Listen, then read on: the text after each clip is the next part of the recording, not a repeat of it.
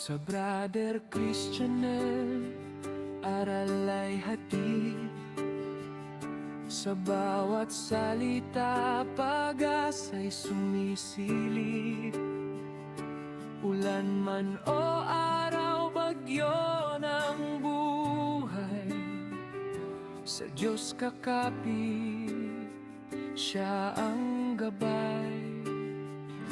Problema'y darating, di man inaasahan. Pagsubok sa daan, minsan mabigatan.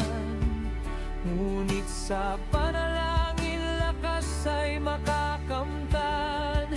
Sa Diyos na buhay, puso'y palalakasin niya kailanman. Kahit anong panahon at sitwasyon, panalangin sa Diyos ang solusyon.